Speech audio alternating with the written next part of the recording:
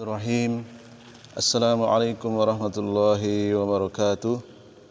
Alhamdulillahi nahmaduhu wa nasta'inuhu wa nastahdi wa nastaghfiruh wa natubu ilaihi wa na'udzu billahi min sururi anfusina wa min sayyiati a'malina.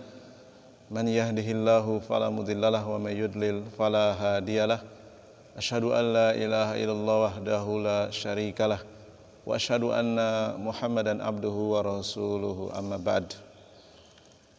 Sahabat muslim dan muslimah rahimani wa rahimakumullah, saudara-saudariku seiman dan seakidah, semoga Allah Subhanahu wa taala senantiasa mencurahkan rahmatnya kepada kita semua. Dan kita akan melanjutkan kembali pembacaan kitab Syarhu Salasatil Usul yang ditulis oleh Al-Alamah Al-Imam Asy-Syaikh bin Baz rahimahullah ta'ala. Di halaman yang keempat, qala al-mu'allifu Syekh Muhammad At-Tamimi rahimahullah ta'ala, qala as-Safi'iyu rahimahullahu ta'ala, law ma anzalallahu hujjatan ala khalqihi illa hadhihi syurata lakafathum. Berkata al-Imam Syafi'i, siapa itu al-Imam Syafi'i? Huwa al-imamu al-masyhur.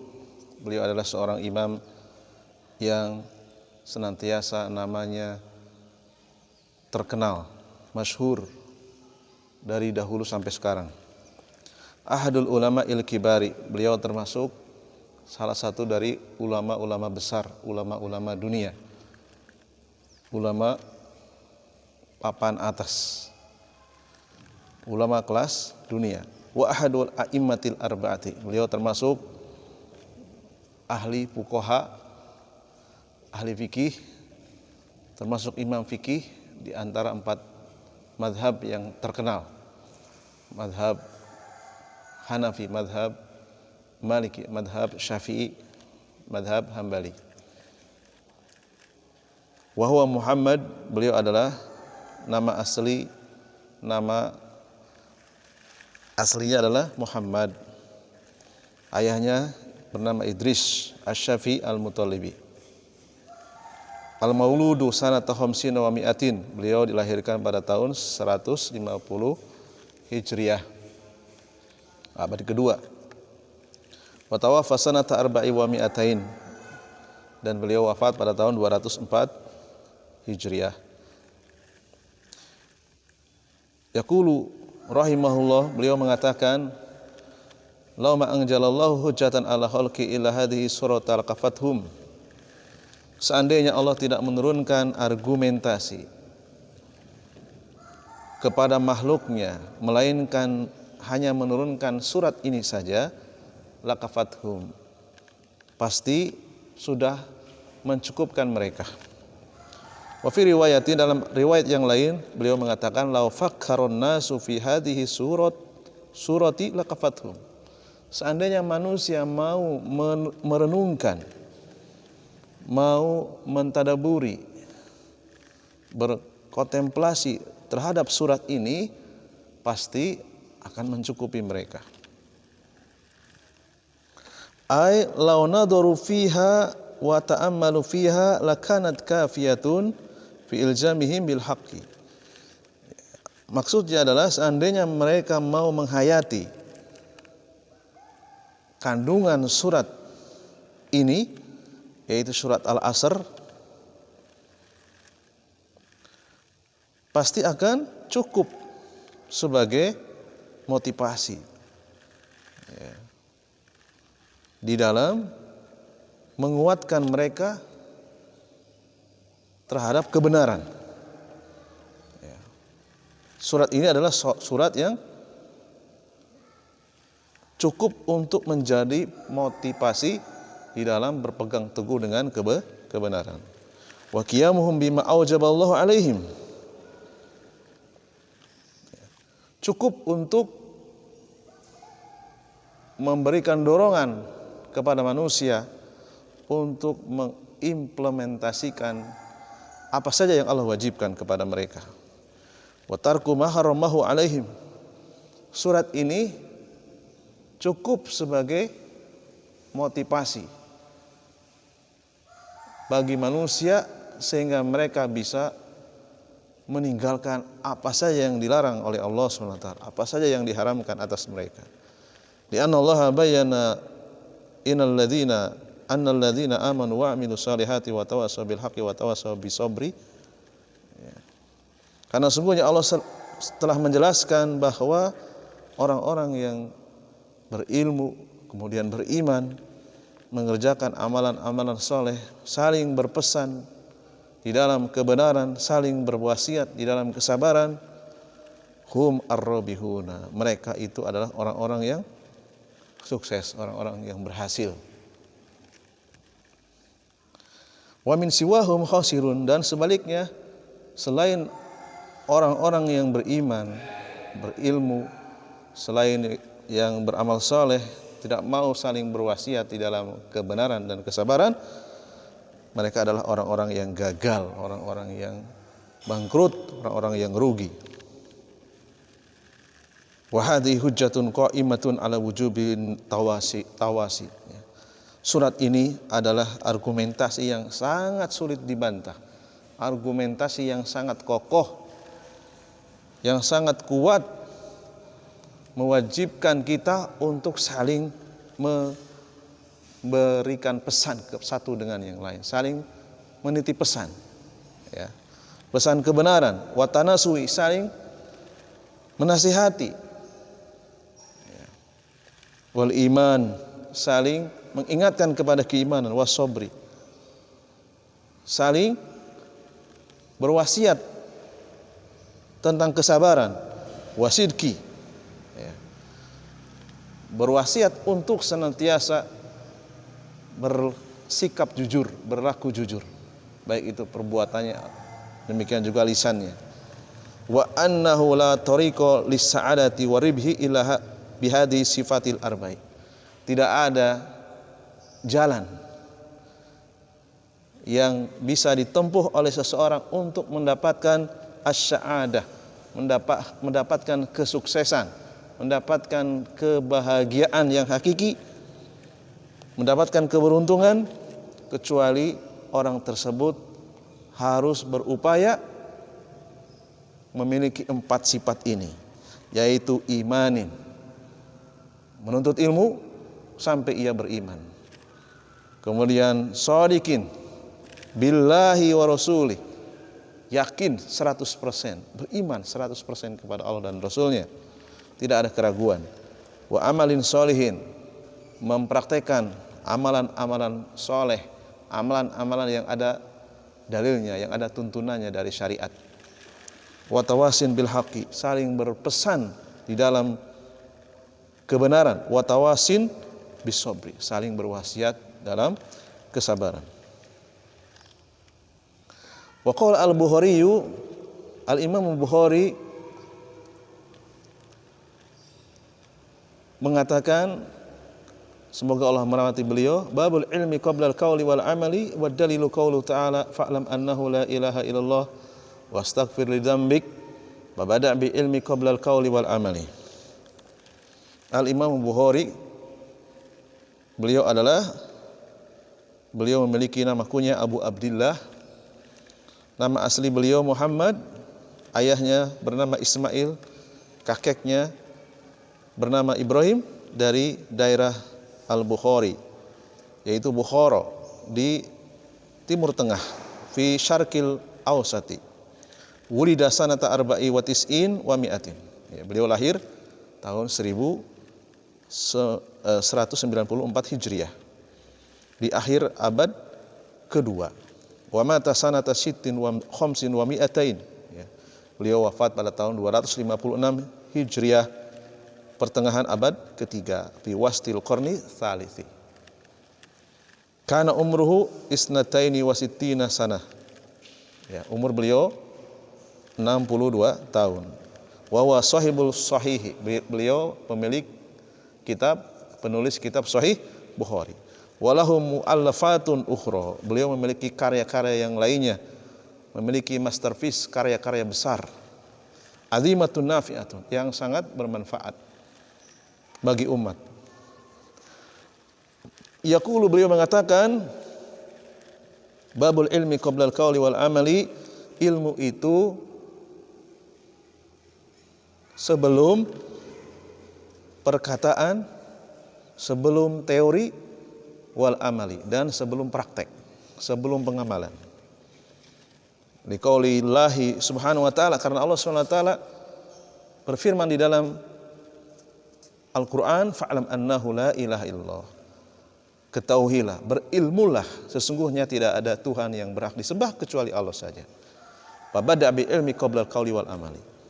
Allah menyuruh kita untuk berilmu terlebih dahulu sebelum berucap, wal amali, dan sebelum bertindak. Fal insanu alaihi an yata'allama awalan, maka wajib seseorang itu harus belajar dulu sebelum beramal. Jangan dibalik, beramal dulu lalu kemudian mencocok-cocokkan dengan dalil. Cari dalil dulu, baru kemudian diyakini dan diamalkan.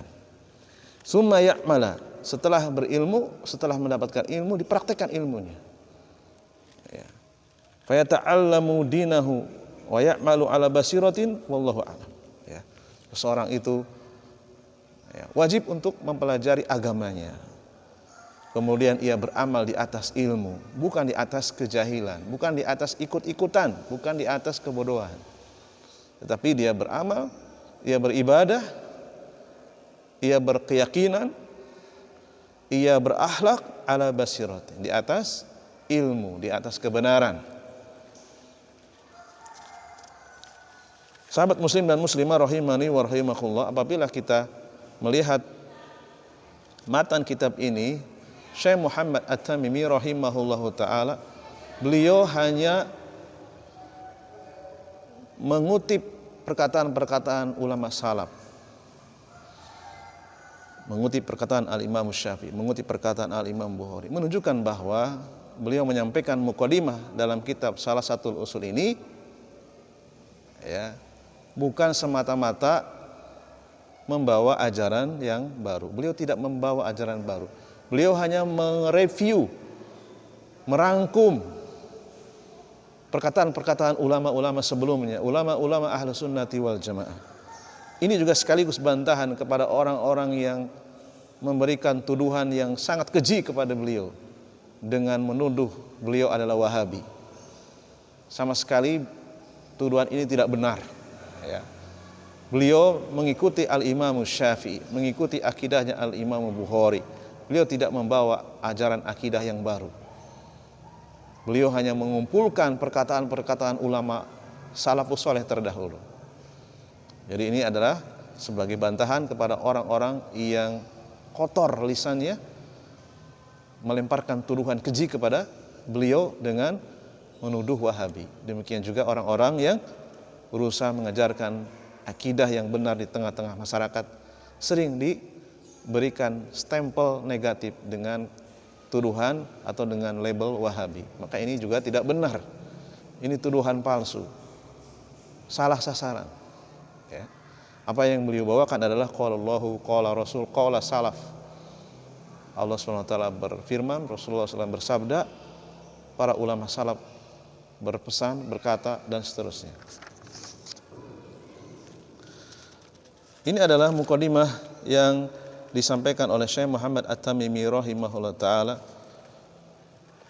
Kemudian pada halaman berikutnya, di halaman yang kelima, bismillahirrahmanirrahim, i'lam rahimakallahu annahu yajibu ala kulli muslimin wa muslimatin ta'allumu hadhil masaila ats-tsalathi wal amali bihinna. Ketahuilah, semoga Allah merahmatimu, sungguh Allah mewajibkan pada setiap muslim dan muslimah untuk mempelajari 3 perkara dan mewajibkan untuk mengamalkannya.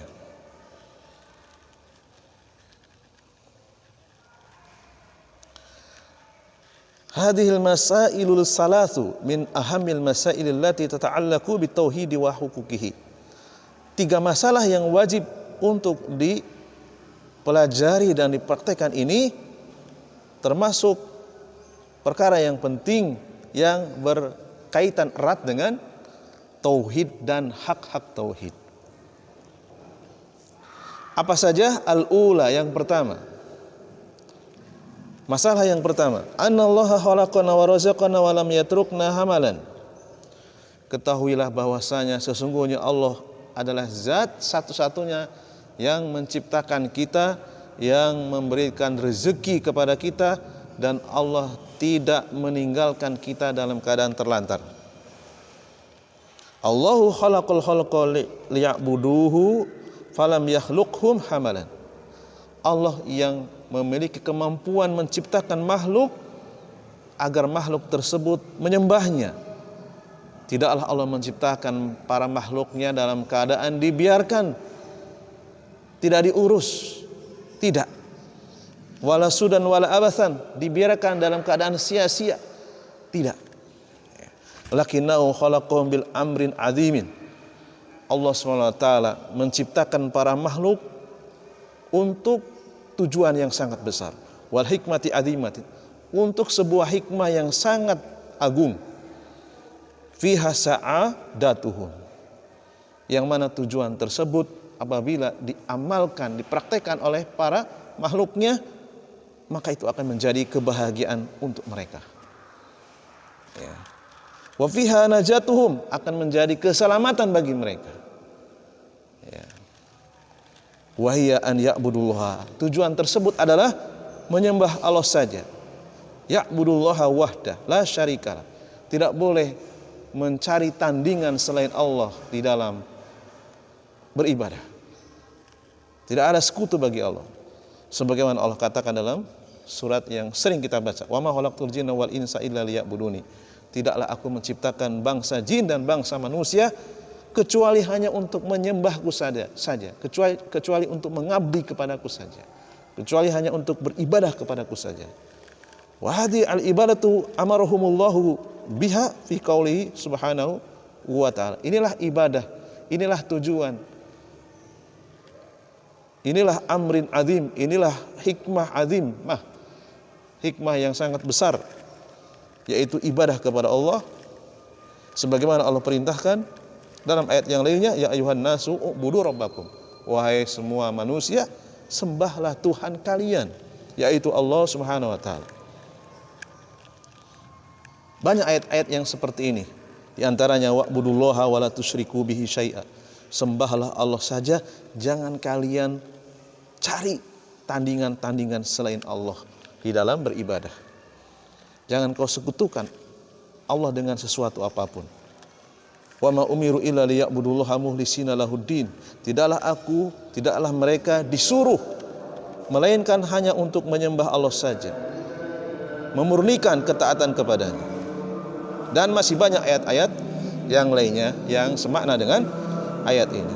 Insyaallah ta'ala kita akan lanjutkan kembali pembacaan di sesi yang akan datang. Subhanakallahumma wa bihamdika asyhadu an la ilaha illa anta astaghfiruka wa atubu ilaik. Assalamualaikum warahmatullahi wabarakatuh.